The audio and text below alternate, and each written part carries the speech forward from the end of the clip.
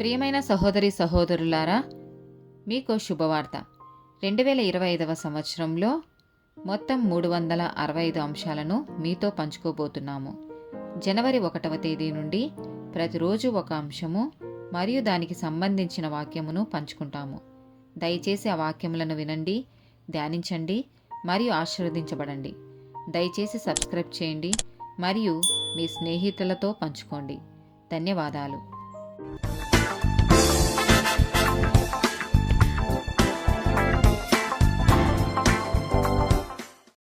12th day topic మద్యపానం, alcohol. మొదటి కొరింథీయులకు రాసిన పత్రిక 5వ అధ్యాయము 11వ వచనం.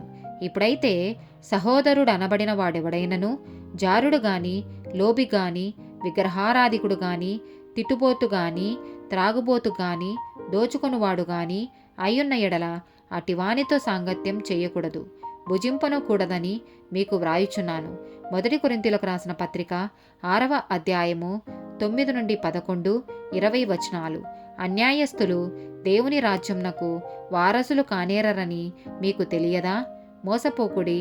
జారులైనను, విగ్రహారాధికులైనను, వ్యభిచారులైనను, ఆడంగితనం గల వారైనను, పురుష సంయోగులైనను, దొంగలైనను, లోబులైనను, త్రాగుబోతులైనను, దూషకులైనను, దోచుకొను వారైనను దేవుని రాజ్యంనకు వారసులు కానేరరు. మీలో కొందరు అటివారై ఉంటిరి గాని ప్రభువైన యేసుక్రీస్తు నామమును మన దేవుని ఆత్మయందును మీరు కడగబడి పరిశుద్ధపరచబడిన వారై నీతిమంతులుగా తీర్చబడితిరి. విలువ పెట్టి కొనబడిన వారు గనుక మీ దేహముతో దేవుని మహిమపరచుడి. సామెతల గ్రంథము 20వ అధ్యాయము 1వ వచనం. ద్రాక్షారసము వెక్కిరింతల పాలు చెయ్యును, మద్యము అల్లరి పుట్టించును, దాని వశమైన వారందరూ జ్ఞానం లేనివారు. సామెతల గ్రంథము 21వ అధ్యాయము 17వ వచనము. సుఖభోగములయందు వాంచగల వానికి లేమి కలుగును, ద్రాక్షారసమును నూనెయు వాంఛించువానికి ఐశ్వర్యము కలుగదు. సామెతల గ్రంథము 23వ అధ్యాయము 19 నుండి 21, 29 నుండి 35 వచనములు. నా కుమారుడా, నీవు విని జ్ఞానం తెచ్చుకొనుము, నీ హృదయమును యథార్థమైన త్రోవలయందు చక్కగా నడిపించుకొనుము.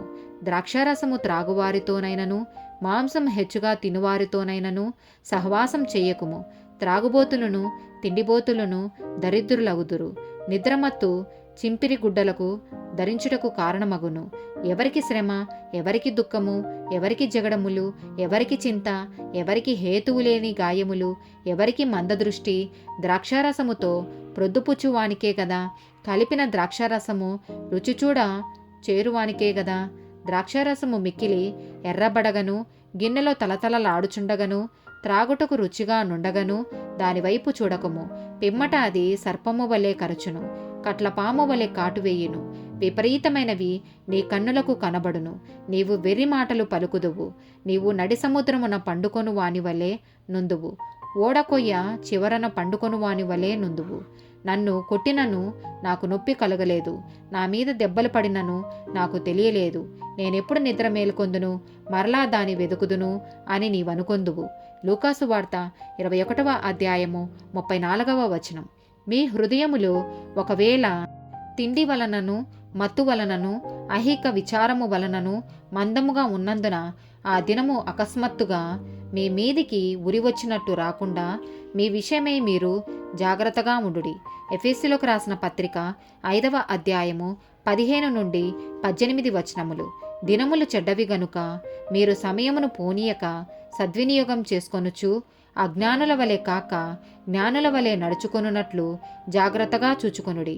ఇందు నిమిత్తము మీరు అవివేకులు కాక ప్రభు యొక్క చిత్తమేమిటో గ్రహించుకొనుడి. మరియు మద్యముతో మత్తులై ఉండకుడి, దానిలో దుర్వ్యాపారము కలదు. అయితే ఆత్మపూర్ణులై ఉండుడి. ఆమేన్.